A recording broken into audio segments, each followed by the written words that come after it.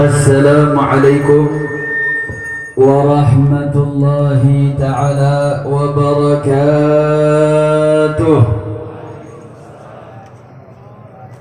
الحمد لله رب العالمين، والصلاة والسلام الأتمان الأكملان الأدومان المتلازمان على سيدنا وشفيعنا وقرة أعيننا نبينا محمد وعلى آله الطاهرين وأصحابه الغر الميامين ومن تبعهم بإحسان إلى يوم الدين. أشهد أن لا إله إلا الله وحده لا شريك له، وأشهد أن سيدنا محمدا عبده ورسوله وصفيه وخليله، أرسل رسوله بالهدى ودين الحق ليظهره على الدين كله ولو كره الكافرون.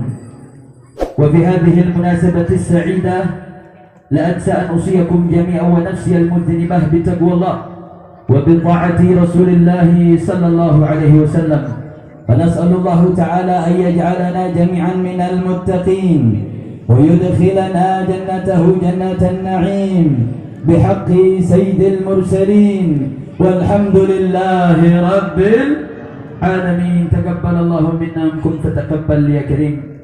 سيادة الحبائب الشرفاء وسعادة العلماء الفضلاء وجميع الحاضرين الأحباء الأعزاء رحمكم الله، وأخص بالذكر صاحب الفضيلة صاحب البيت صاحب معهد نور الطيبة Al-Habib Anis As-Saggaf. Kita doakan mudah-mudahan Allah senantiasa menyehatkan badan beliau, dipanjangkan umurnya, dimudahkan segala urusannya, diberkahi ma'hadnya, dan juga dimudahkan segala urusannya. Amin ya rabbal alamin. Begitu juga hadir para habaib, para alim ulama, bil khusus Fahmi Al-Idrus, begitu juga Habib Alwi bin Syihab, Habib Zain As-Saggaf, dan seluruh para syiban, para habaib, para alim ulama, para tokoh, para ajengan, para kiai yang tidak bisa saya sebutkan namanya satu persatu tanpa mengurangi rasa ta'zim dan takrim kita. Kita doain mudah-mudahan para habaib kita, para tokoh kita senantiasa dijaga oleh Allah Subhanahu wa taala, disehatkan badannya, diberkahi kehidupannya, dimenangkan perjuangannya dari dunia hingga akhirat. Amin ya rabbal alamin. Salam penghormatan kepada para panitia, para santri yang telah mensukseskan acara pada pagi hari menjelang siang ini. Begitu juga kepada para hadirin wal hadirat yang hadir dalam peringatan pagi ini. Mudah-mudahan hadirnya kita di tempat ini menjadi sebab turunnya rahmat dan barakah. Tidak kita pulang dari tempat ini kecuali Allah Subhanahu wa taala mengampuni dosa-dosa kita, memudahkan segala urusan kita. Yang punya penyakit-penyakitnya diangkat oleh Allah, yang punya kesulitan-kesulitannya dimudahkan, yang ada utang piutang diselesaikan, yang belum dapat jodoh ditemukan jodohnya, yang sudah berkeluarga dijadikan keluarga yang sakinah mawaddah warahmah, yang belum dapat keturunan diberikan keturunan yang sholihin dan salihah, dan keturunan-keturunan kita dijadikan keturunan yang berbakti kepada Allah dan Rasulnya, dan kita dikumpulkan bersama baginda Nabi besar Muhammad. Amin ya rabbal. Alhamdulillah, telah sama kita dengar saudara bagaimana peringatan Maulid mengajak kita untuk mengenal, mengajak kita untuk tahu, mengajak kita untuk cinta kepada kita punya junjungan. Tidak lain tidak bukan adalah agar melahirkan rasa ketaatan. Dengan rasa cinta tersebut untuk menimbulkan rasa ta'alluq, rasa keterkaitan kita dengan Nabi, sehingga rasa mahabbah tersebut melahirkan ketaatan mutlak, melahirkan keterikatan yang kuat, sehingga keterikatan tersebut dapat melahirkan kekuatan ketaatan yang mutlak kepada Rasulullah sallallahu alaihi wasallam. Bagaimana taubat Maula Rasulullah sallallahu alaihi wasallam? Ketika seorang maula dia punya rasa mahabbah luar biasa saudara. Dia semua termasuk sahabat Nabi yang gak bisa sedikit pun lepas dari Rasulullah. Dia gak bisa untuk jauh dari Nabi. Sampai satu waktu mukanya berubah, warna kulitnya berubah, sampai Nabi nanya, "Ma ghayyara launak?" Apa yang buat wajahmu berubah? Kenapa kau begitu pucat? Kenapa kau takut? Apa jawab Thawban? Ya Rasulullah, aku ini tidak bisa istauhastu wahsyatan syadid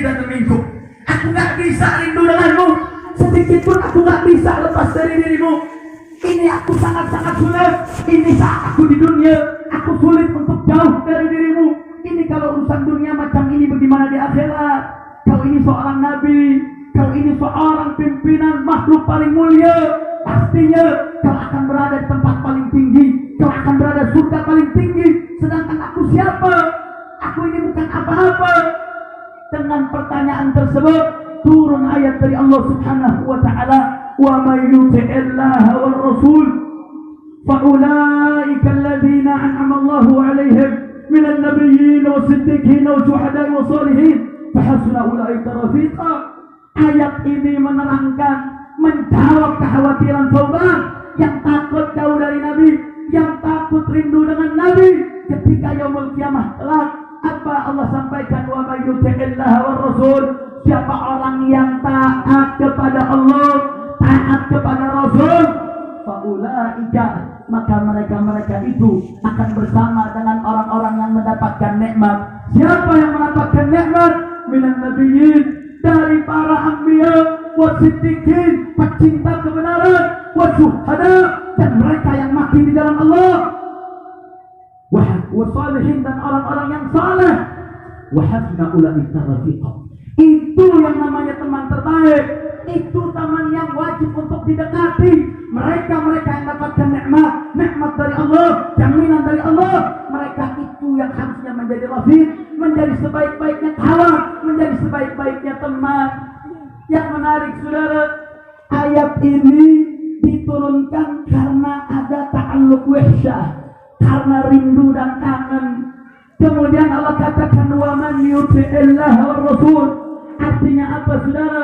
Rasa kangen, rasa mahabbah yang melahirkan taat, itu yang matlub, itu yang diminta.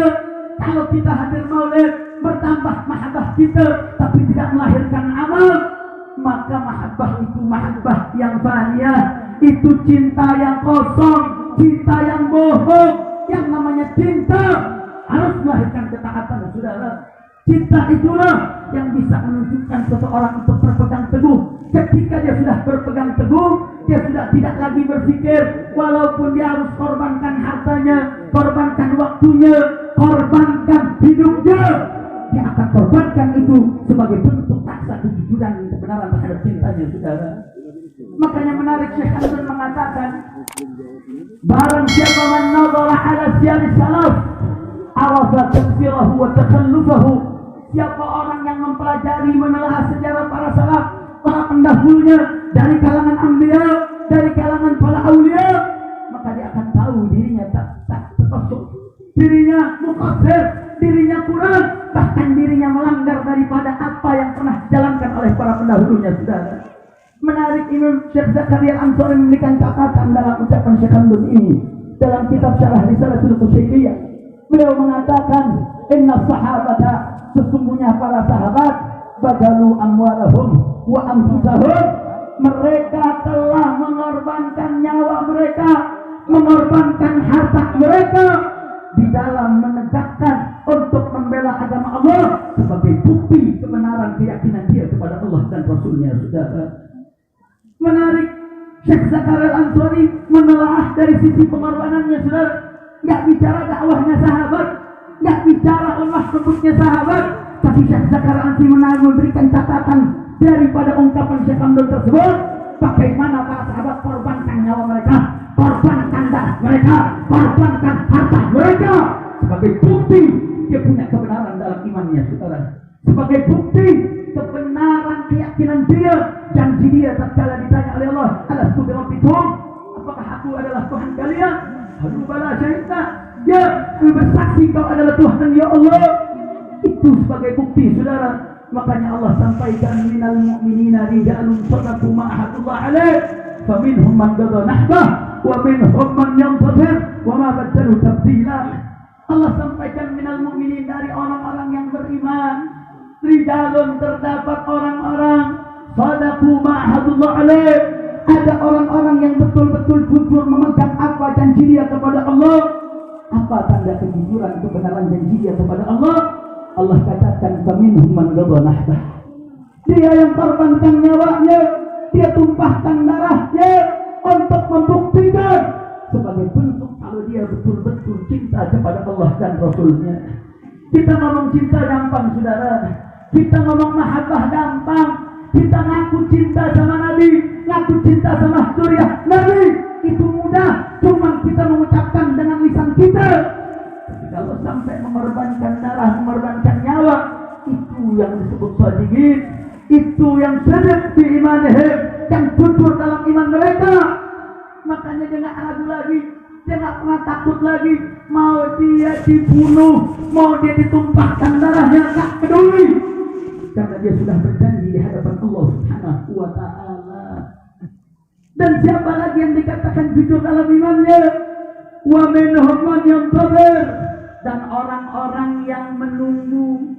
Imam Al-Baghawi mengatakan ma murad minal yantazir, apa yang dikatakan menunggu?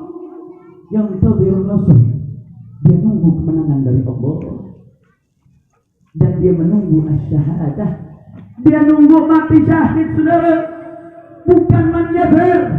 Orang-orang bukan yang kabur, bukan yang takut, yang terbukti dia punya iman kuat saudara. Wa man yantazir, siapa yang nunggu kemenangan, siapa yang nunggu untuk mendapatkan syahadat, menyusul kelompok yang pertama menggaza nahbah, yang telah menggugurkan nyawanya, itu yang menjadi salah satu kelompok yang dikategorikan benar dalam imannya saudara. Menyantawir, mereka menunggu kemenangan. Makanya dulu ketika para sahabat dapat peperangan, salah satu riwayat perang Ahzab, yang saat itu jumlah mereka sangat besar, musuh sangat besar, sedangkan jumlah umat Islam sedikit, tapi mereka nggak pernah gentar, nggak mundur sudah. Bahkan mereka katakan inilah yang dijanjikan Allah, bahwa umat terdahulu pasti mendapatkan ujiannya sudah. Ahlan wa sahlan, kita ucapkan selamat datang untuk guru kita hari ini. Talal badru alaina min thaniyatil wada wajaba syuh.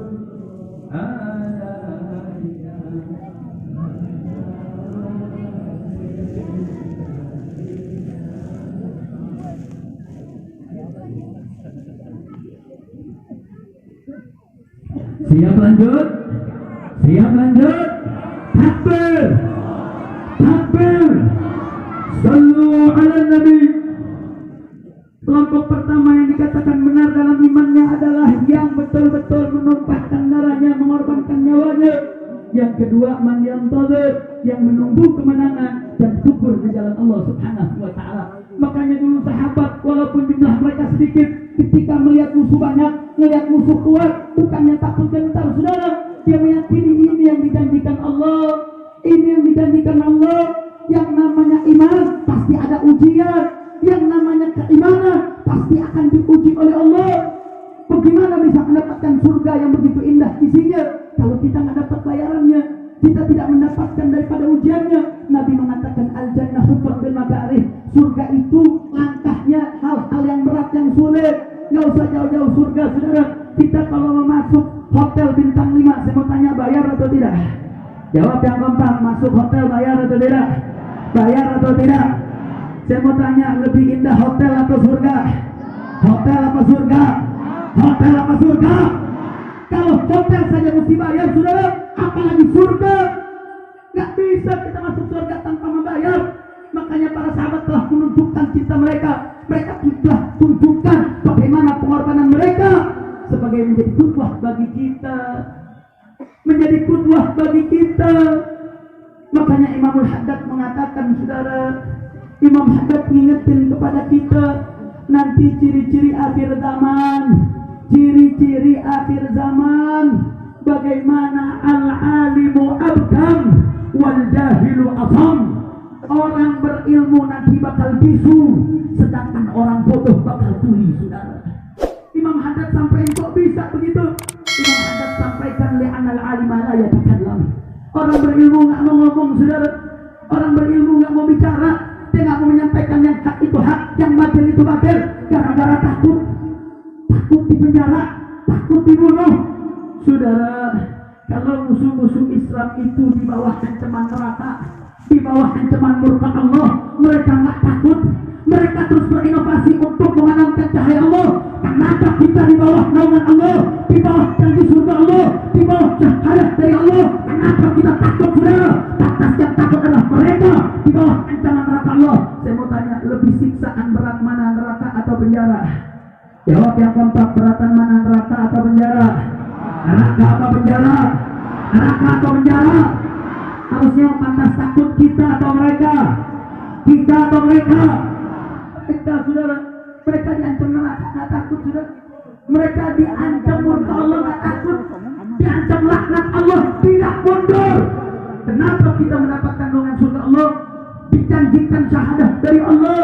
Kenapa kita takut? Kenapa kita malu untuk menunjukkan yang itu? Makanya Imam Haddad kasih tahu, nggak heran nanti ciri-ciri rusaknya zaman, al-alimu asam wal jahilu akam. Nanti di akhir zaman orang berilmu itu bisu, al-jahilu asam, dan orang bodohnya itu nggak mau dengar. Kenapa? Li'anna al-alim la yatakallam. Orang yang berilmu nggak mau ngomong, saudara. Wal jahilu la yasma', yang bodoh nggak mau dengar anil haq, daripada kebenaran. Kenapa? Listighalihim bidunya, karena mereka sibuk dengan dunia, saudara. Apa Imam Haddad kasih kuncinya? Al-ilmu sayful jahal. Kuncinya untuk membunuh itu semua al-ilmu. Ilmu, jangan jauh-jauh dari ulama, jangan jauh-jauh dari pondok pesantren, jangan jauh dari majelis ilmu.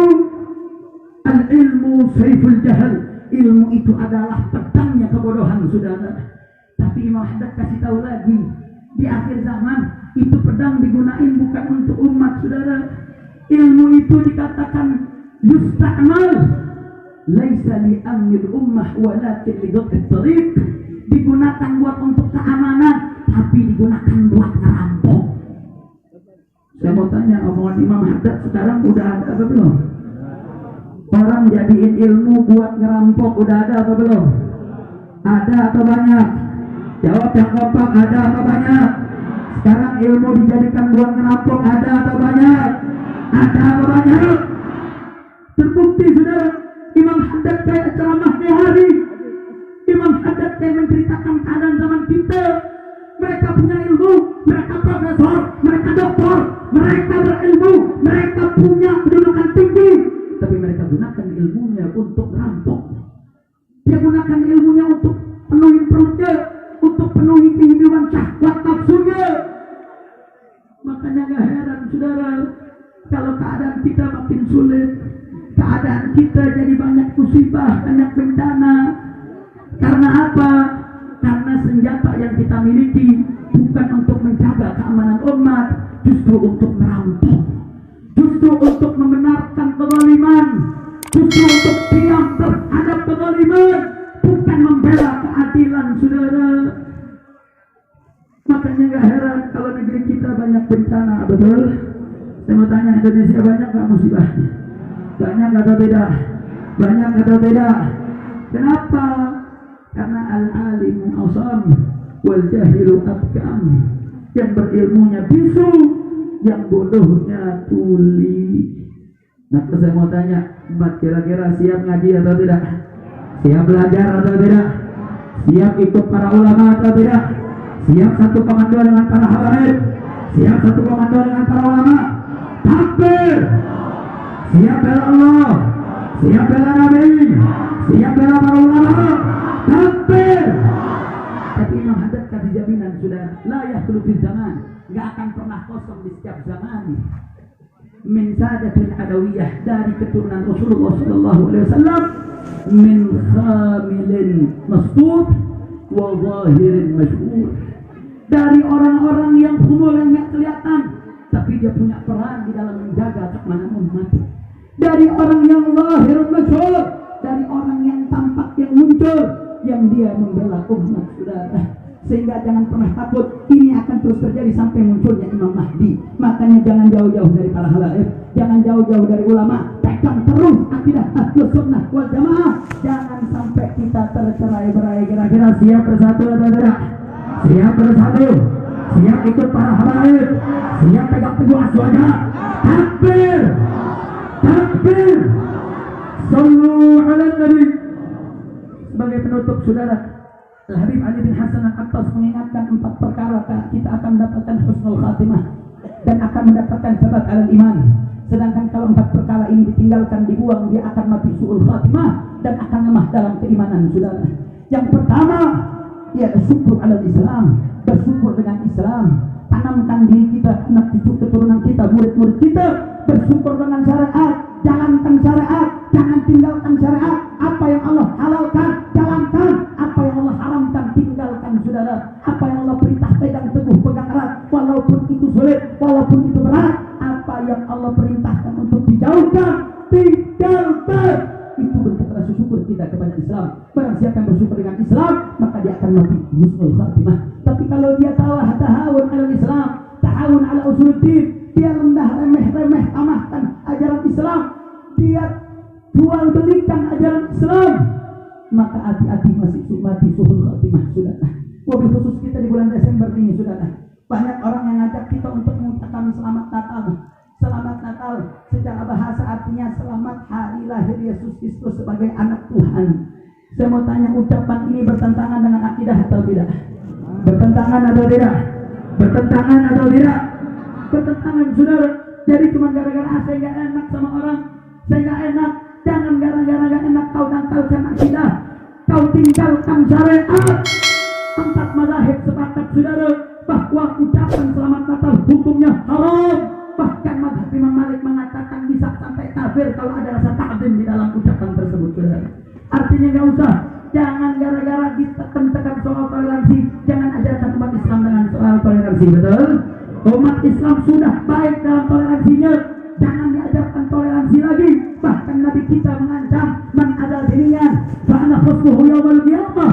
Siapa yang menyakiti daripada kafir ini, maka aku akan memusuhi dia di yaumil qiyamah saudara. Perlindungan macam apa yang melebihi daripada ucapan Nabi macam ini, sehingga nggak usah ajar-ajarkan kita tentang toleransi. Kira-kira jelas atau tidak?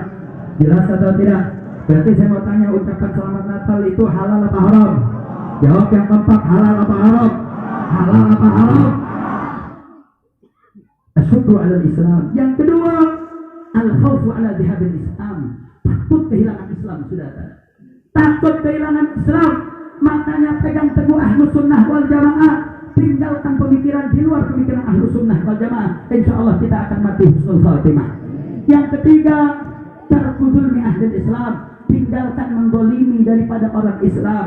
Kalau dia tetap mendolimi Islam, mendolimi ahlul Islam, mati dalam keadaan suul khatimah. Siapa yang meninggalkan mendolimi ahlul Islam, dia akan mendapatkan husnul khatimah.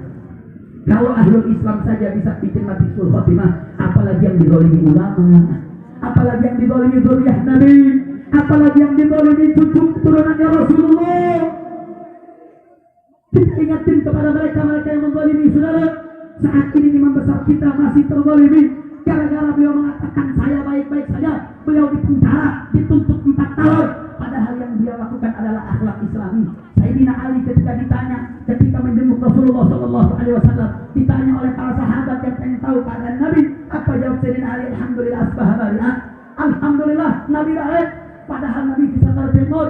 Sampai Sayyidina Abbas mengatakan, Ya Ali, saya tahu keturunan Bani Hashim kalau sudah meninggal. Ini wajah Nabi sudah meninggal. Sayyidina Ali bukan berbohong saudara. Ini akhlak Islami. Orang kalau sakit atau menjenguk sakit, memberikan kabar, dia mesti memberikan kabar baik. Kenapa? Itu wujud rasa syukur dia kepada Allah.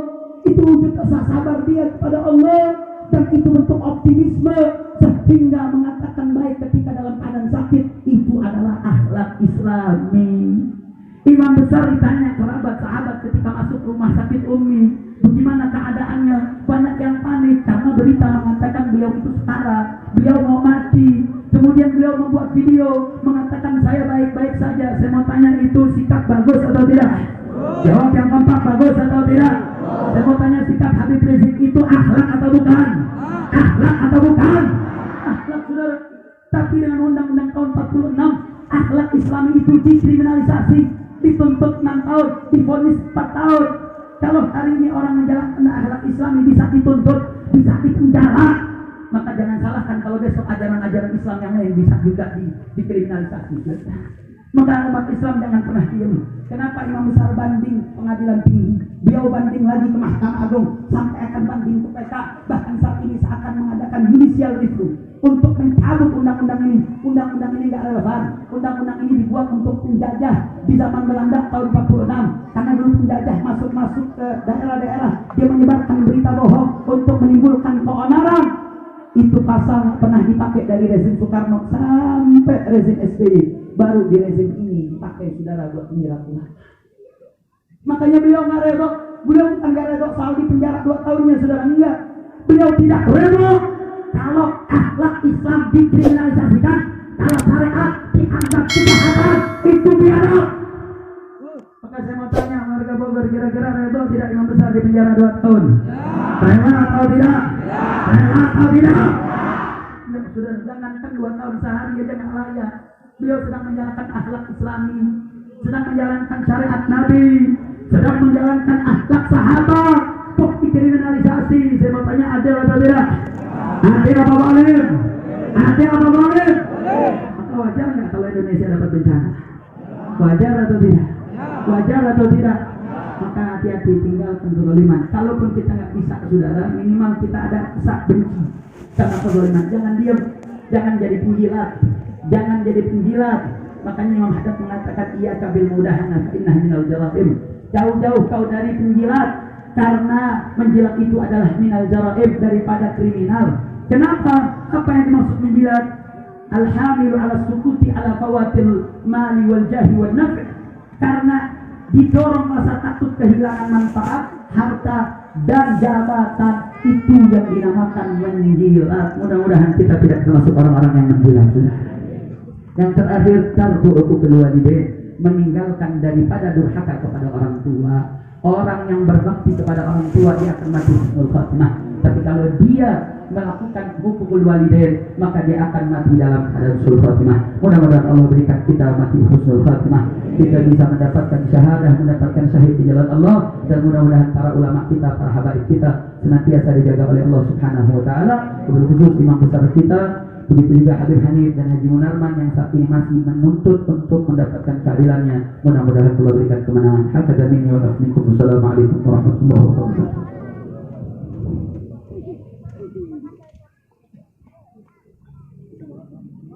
Jazakallahu khairan jazak. Kita ucapkan kepada Habib Muhammad bin Hussein Al-Attas. Baik para hadirin, sebelum kita lanjutkan tausiah berikutnya, tadi kita belum baca Al-Quran. Jadi belum baca beberapa ayat Al-Quran karena tadi korinnya sempat hilang. Nah sekarang sudah ketemu korinnya. Fa'alaihi falyatafaddal mashkura. Haji Sohir, tafadhal.